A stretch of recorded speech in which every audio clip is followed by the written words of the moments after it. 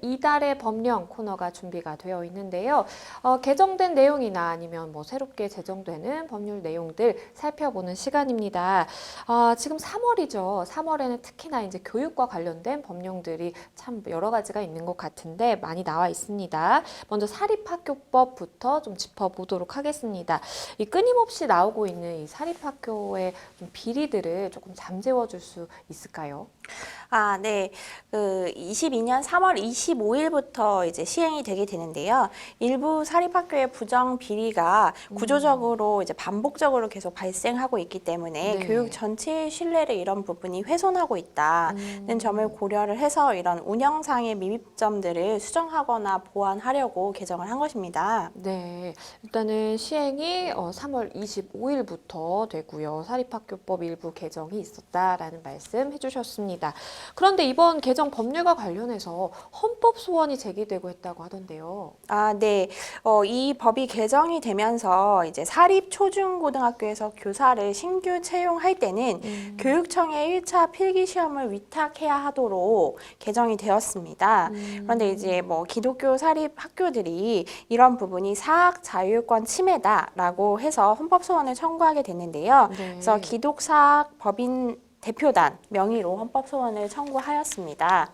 그래서 이 기독교 교육이 교사를 통해서 이루어지는데 교사 선발의 1차적인 권한을 교육청에서 가져가면서 이 부분이 침해가 된다는 건데요. 그래서 이와 관련된 그 가처분도 함께 신청이 된 것입니다.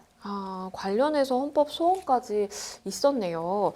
다음은 기초학력보장법 이야기를 좀 해보겠습니다. 기초학력보장법이 제정이 됐는데 어떤 내용일까요?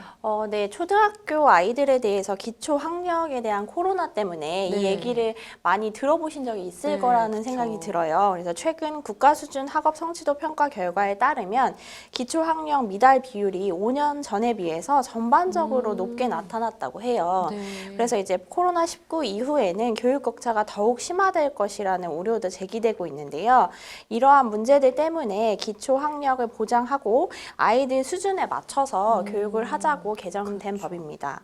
네, 사실 말씀해 주신 것처럼 코로나로 인해서 아이들이 학교도 좀 제대로 가지 못하고 그리고 수업을 한다고 해도 뭐 이렇게 줌 수업을 하는데 사실 줌 수업이 불가능한 또 학생들도 있을 수 있기 때문에 여러 가지 그런 인프라 면이라든지 아니면 실질적으로 아이들의 학업 면을 좀 생각을 했을 때 참 우리가 좀 바꿔나가야 하는 게 좀 많이 보이는 것 같다라는 생각을 했었는데 그러한 내용이 담긴 내용이 개정이 됐습니다.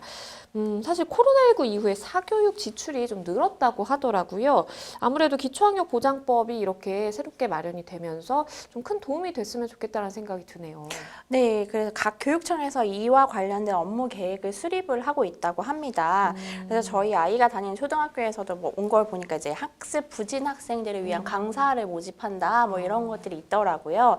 그래서 초등학교 1, 2학년 같은 경우에는 기초학력 협력 강사들을 지원받아가지고 그 아이들 수준에 맞춰서 이제 기초학력을 올릴 수 있도록 그렇죠. 지도한다고 합니다. 사실 기초학력 같은 경우에는 우리 아이들, 뭐 학생들 모두가 정말 같은 선상에 이렇게 놓일 수 있도록 좀 도와주는 것이기 때문에 처음부터 좀 차이가 나고 내가 결정한 것이 아닌 다른 외부적인 요인들에 의해서 이렇게 좀 출발선상이 다르다면 좀 안 되는 사회적으로 또 심각한 문제가 될 수 있는 부분이기 때문에 그러한 부분을 좀 최소화하고자 마련된 법률이고 그러한 내용이 이제 담겨서 개정이 됐다라고 보시면 되겠습니다. 오늘 소개해드릴 마지막 법령 살펴보겠습니다. 학교 안전사고 예방 및 보상에 관한 법률 시행 규칙이 일부 개정이 됐네요. 네, 맞습니다. 그래서 이것도 역시 앞선 법률들과 마찬가지로 시행이 3월 25일인데요. 지금 학교 안전 사고로 인해서 피해가 발생을 하더라도 이 보상이나 간병 같은 경우에 특정한 사람들만 보상을 받았었는데요. 네. 이제 피공제자의 부상 질병 상태에 따라서 다른 사람의 간병이 필요하다라고 인정이 돼서 간병료를 지급해야 될 때 그 교육부령으로 정하는 기준에 맞도록 지급하도록 개정이 되었습니다. 학교 안전사고로 인한 피해에 대해서 적절한 보상이 이루어질 수 있도록 이런 내용이 좀 개정이 됐기 때문에 많은 분들에게 관련된 피해자 분들에게도 큰 도움이 되지 않을까라는 생각을 해봅니다. 지금까지 새롭게 시행되는 법률들을 알아보는 이달의 법령 코너 함께 하셨습니다.